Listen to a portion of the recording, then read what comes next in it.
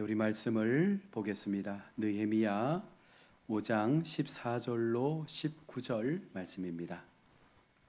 느헤미야 5장 14절로 우리 19절 말씀을 한 절씩 교독하겠습니다.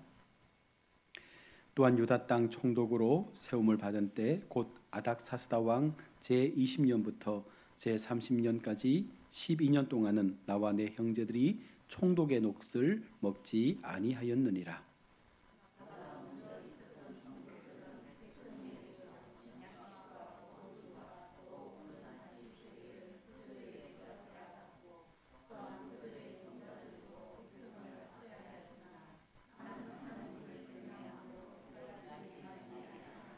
도리어 이 성벽 공사에 힘을 다하며 땅을 사지 아니하였고 내 모든 종자들도 모여서 일을 하였으며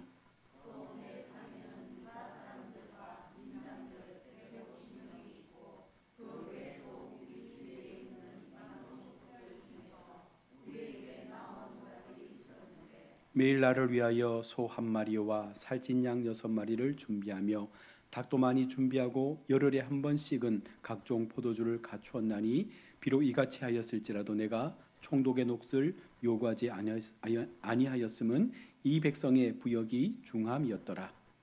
내 하나님이여, 내가 이 백성을 위하여 행한 모든 일을 기억하사 내게 은혜를 베푸시옵소서. 아멘. 이 시간 시온 챔버 앙상블에서 하나님 앞에 찬양으로 영광 올려드리겠습니다.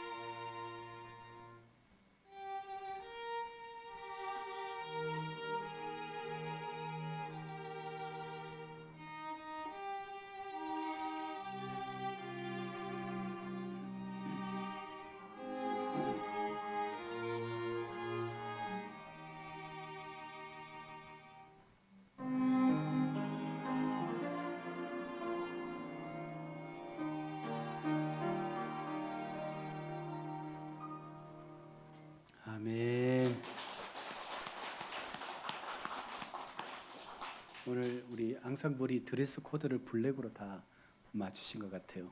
자신들의 모습은 감춰지고 오직 하나님께만 영광을 올리기 위해서 아주 의상까지도 신경을 쓰신 것 같습니다. 우리 이 시간은 우리 김형곤 집사님 가정에서 특송을 드리도록 하겠습니다.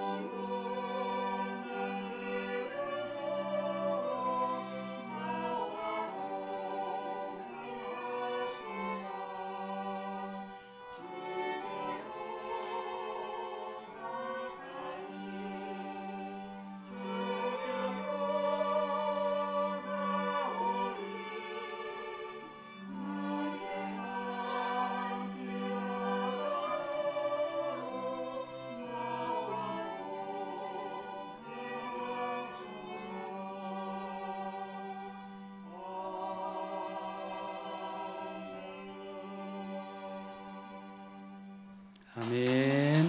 감사합니다. 교회 입구에 들어오시다 보면 동백이 양쪽에 딱 피어 있는데 이제 꽃몽오리가 탁 터지는 것 같아요. 꽃을 보고 있으면 이게 막 웃음이 나잖아요. 행복해서.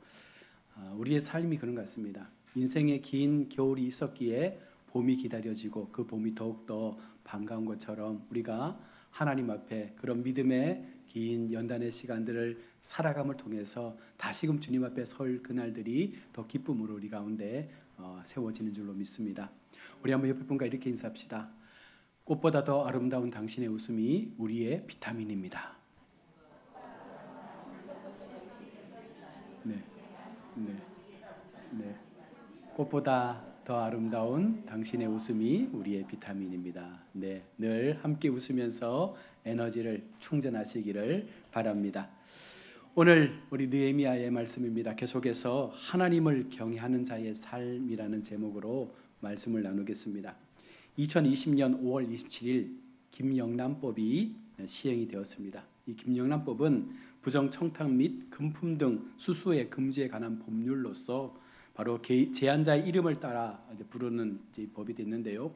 우리 교회에 계시는 김영란 집사님과는 전혀 상관이 없는 법입니다. 2010년에 스폰서 검사와 2011년에 벤츠 여검사 사건을 계기로 해서 이 기존의 법으로 처벌하지 못하는 공직자들의 비리를 막기 위해서 만든 법이 김영란법입니다. 이들 사건이 대가성과 직무성이 없다라는 이유 때문에 잇따라 이게 무죄로 선고되자 대가성이 확인되지 않더라도 금품을 받으면 처벌을 해야 된다라는 의미에서 이 김영란법이 만들어졌습니다.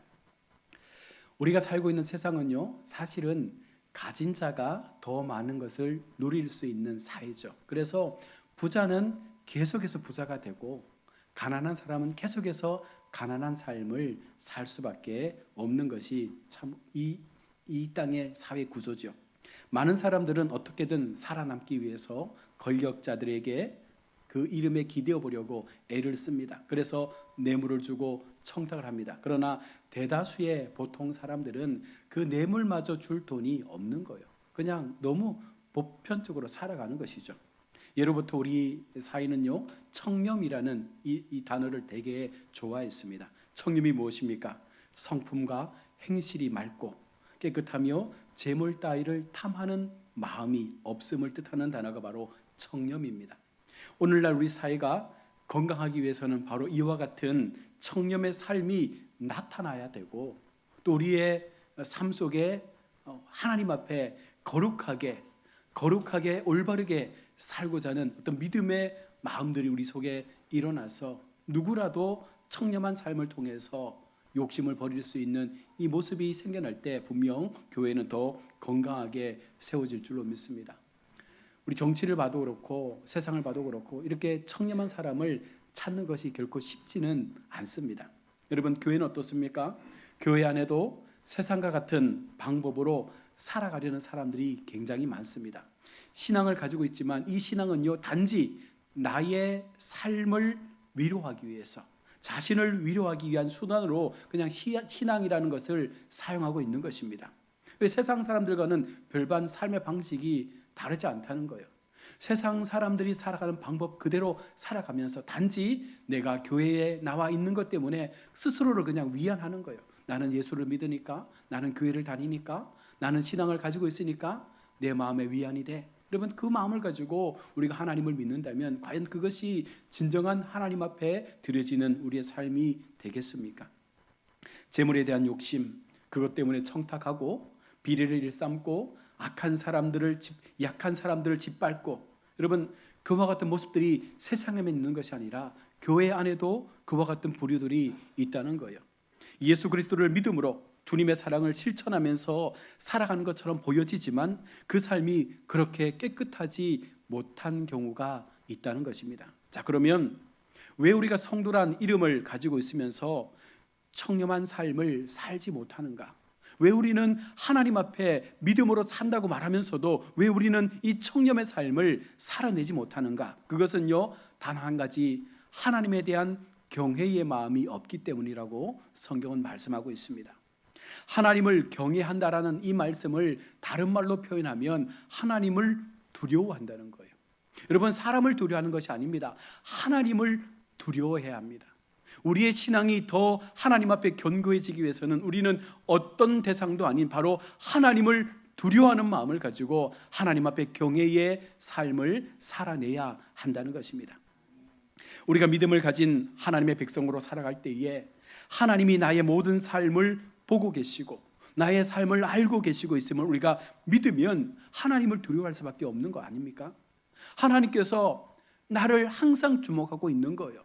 세상 사람들은 내가 보여질 때만 나를 바라볼 수 있지만 우리 하나님은 세상 어느 가운데 내가 있을지라도 우리 하나님은 늘 나의 삶을 주목하고 있다라는, 여러분, 그 믿음을 가지고 살면 우리는 결단코 하나님 앞에 두려움을 버릴 수가 없는 것입니다.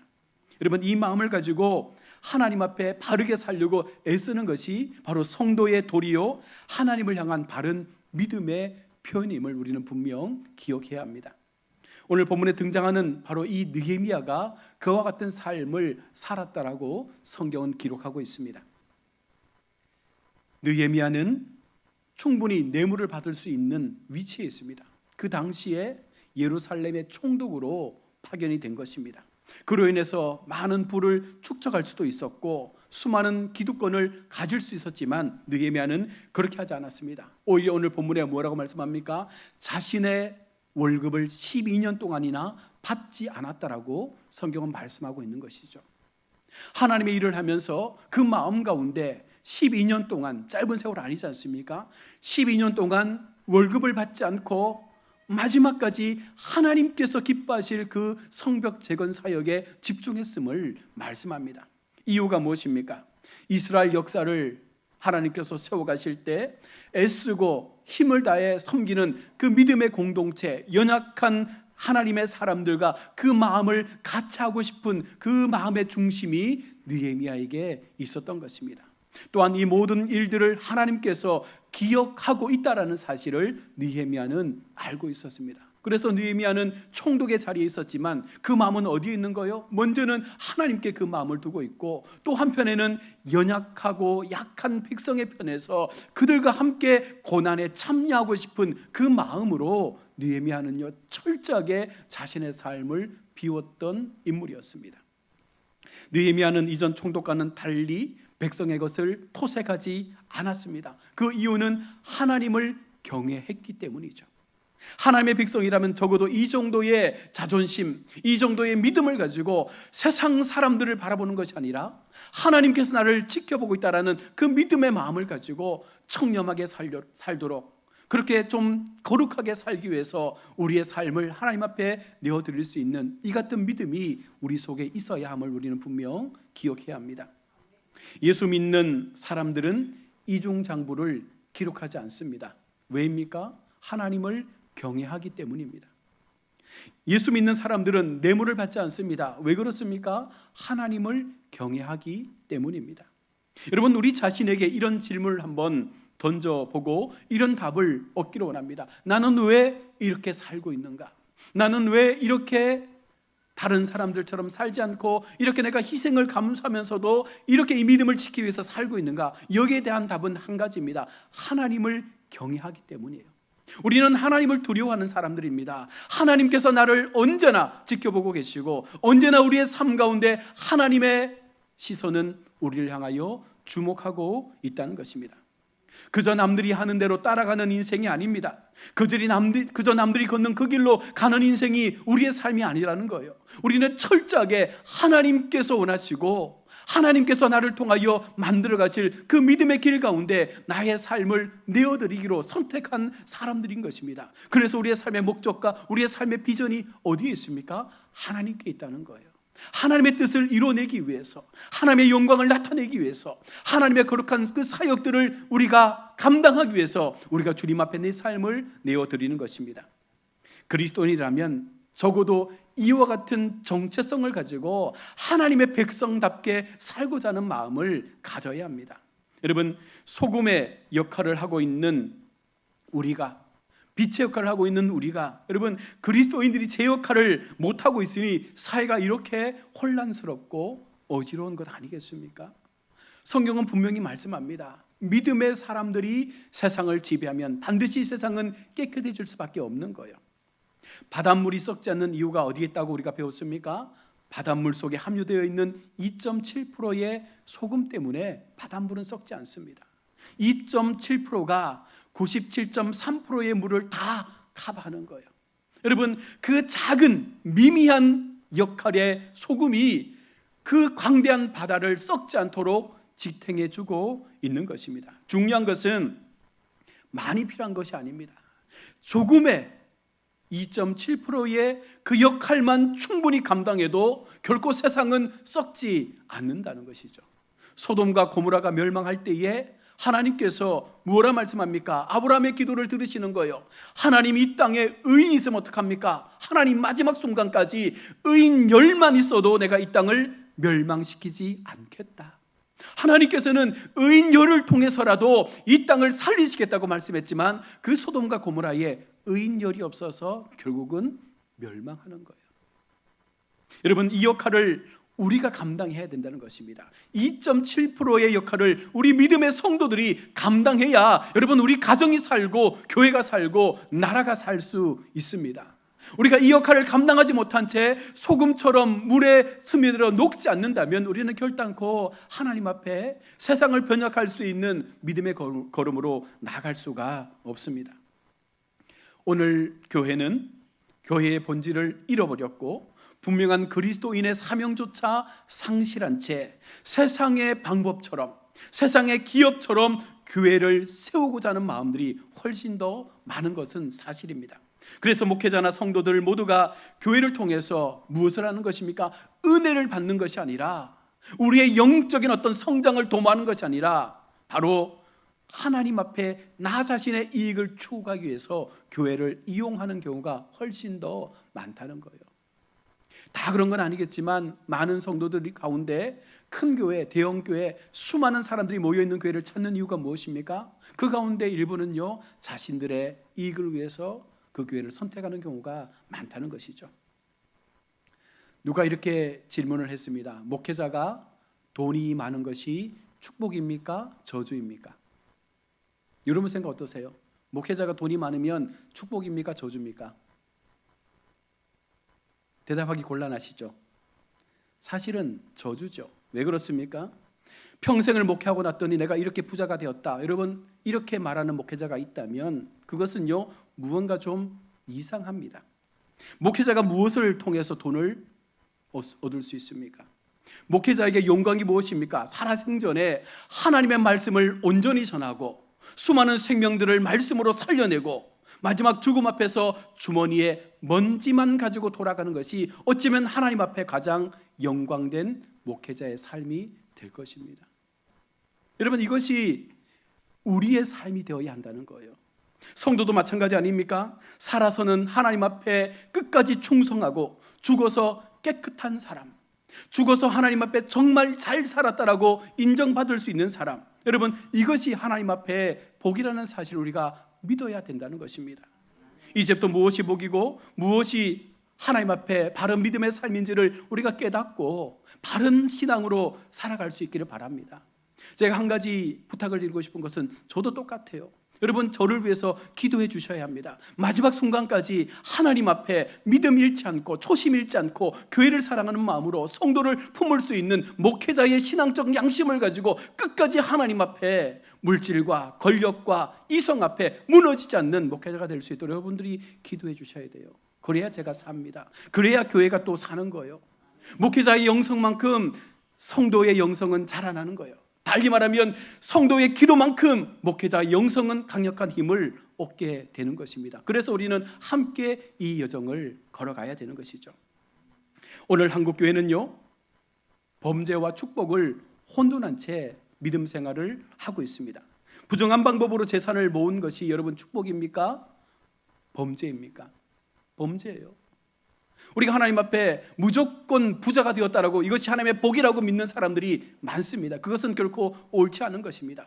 은혜로 되어진 것이 아니라면, 하나님의 방법으로 되어진 것이 아니라면, 부정과 청탁과 잘못된 방법을 통해서 우리가 부를 축적했다면 이것은 하나님 앞에 죄가 되는 것이지 축복의 삶이 아니라는 것입니다.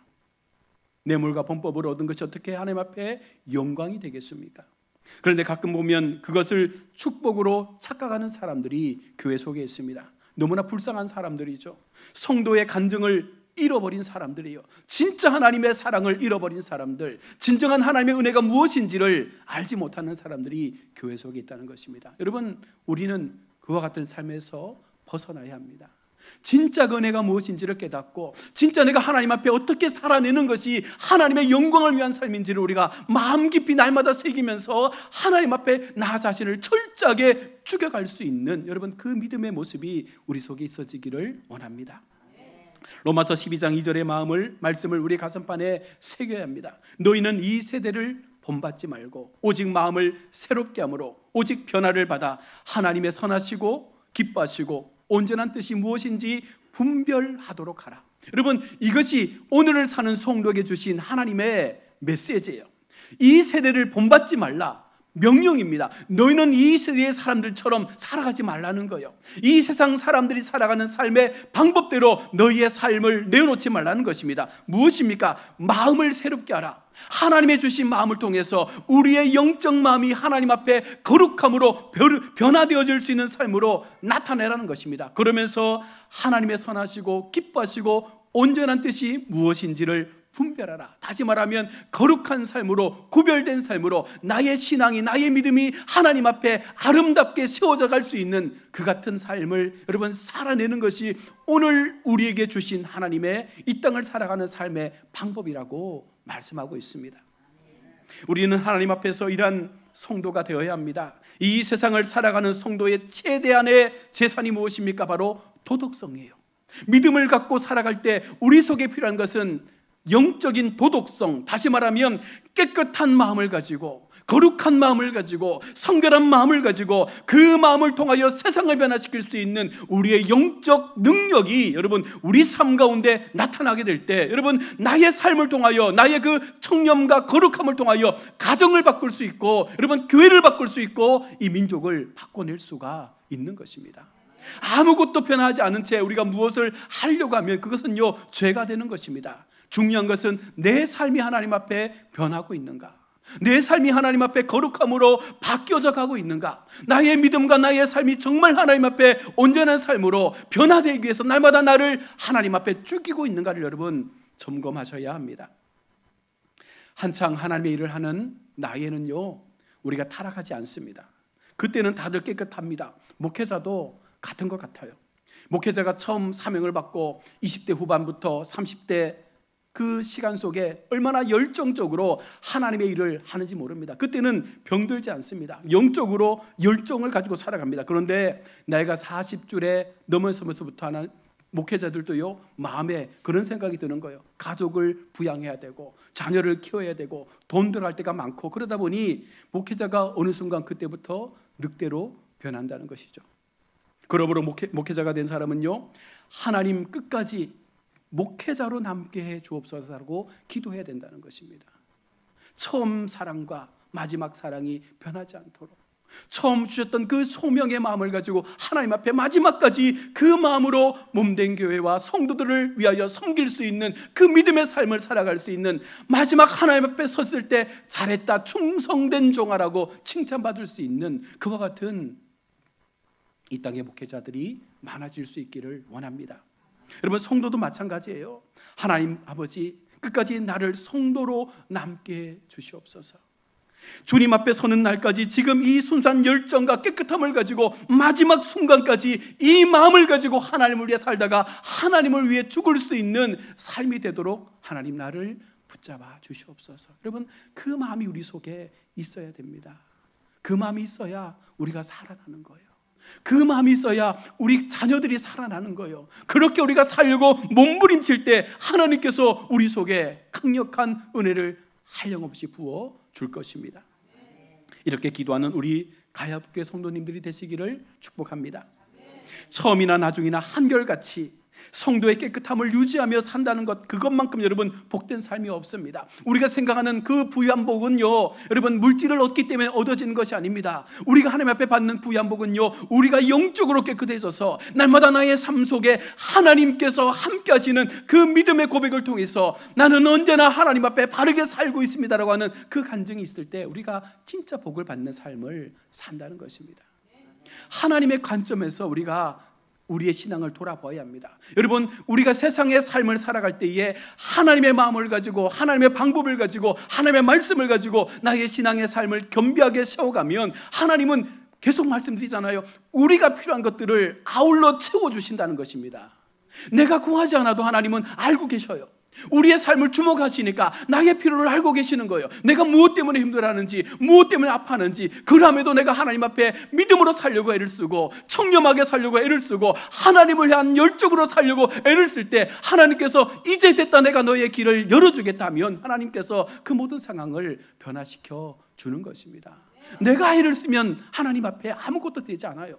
내 삶을 나 스스로 변화시키려고 무언가 노력하면 아무것도 되지 않습니다. 그러나 하나님의 주시는 마음을 가지고 하나님의 주시는 그 말씀을 붙잡고 우리가 기도하며 나를 하나님 앞에 온전하게 드릴 수 있다면 분명 하나님은요 우리를 바꾸어 가실 것입니다.